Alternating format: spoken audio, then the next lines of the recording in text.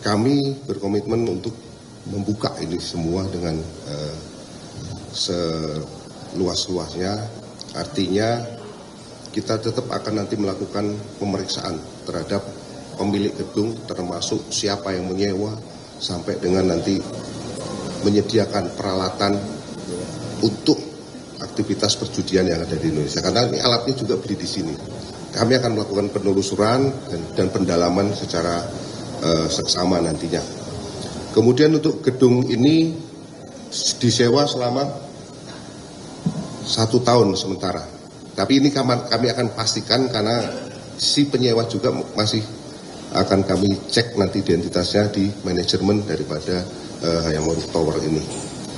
Kemudian yang kedua terkait dengan server apakah ada di mana tadi. Sampai saat ini kami masih melakukan penelusuran berdasarkan web yang ada bahwa server ini berada di luar negeri. Satu lagi mungkin, 321 ini sudah ditetapkan sebagai tersangka ya Pak? Untuk sementara kami sudah menetapkan sekitar 275 dan sisanya nanti masih akan kita pendalaman lebih lanjut. Karena kita harus menggandengkan peran daripada yang masih dalam pendalaman. Tambahkan Pak Set NCB, silakan. Mbak Undang, terkait dengan tadi Mbak menanyakan 2 bulan sudah berada di sini. Nah tentunya sejak tanggal mereka memasuki wilayah negara Republik Indonesia itu sudah terhitung. Untuk bebas visa BVS, imigrasi hanya mengizinkan seseorang dengan visa wisata 30 hari. Artinya jika dia sudah 2 bulan, yang bersangkutan sudah overstayer. Nah mereka sudah melakukan tindak pidana keimigrasian. Ya, terima kasih. Terima kasih Pak Senesibi. Ya masih secara simultan progresnya dalam proses penyidikan. Persilakan satu lagi tadi. Ya, izin Pak, aku Tohirin dari cnnindonesia.com.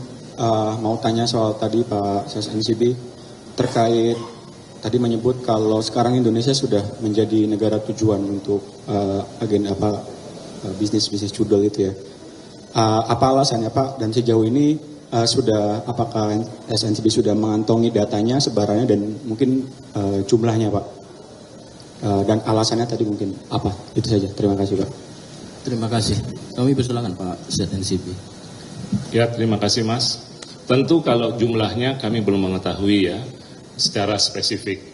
Namun yang menjadi negara sasaran destination country bukan hanya Indonesia, Filipina ya juga salah satu destinasi. Kemudian Timor Leste juga menjadi salah satu destinasi, dan itu sudah kita ketahui semua pergerakan device, dan untuk evidence-nya barang bukti juga sudah kita temukan juga. Hanya kebetulan saja, tetapi bukan hanya Indonesia. Kalau agak jauh sedikit, mainnya agak jauh, Uni Emirat Arab, Dubai.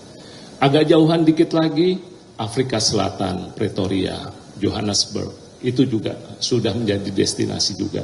Jadi bukan hanya Indonesia. Nah karena mereka selalu menyasar negara-negara yang memiliki peluang, apalagi Mas tahu kemarin veteran-veteran dari Kambodia sebegitu banyak, ya. Yang terakhir kami update itu lebih dari 6.000 WNI kita yang menjadi operator tindak pidana daring, ya tidak hanya judi online tetapi scam dan turunannya.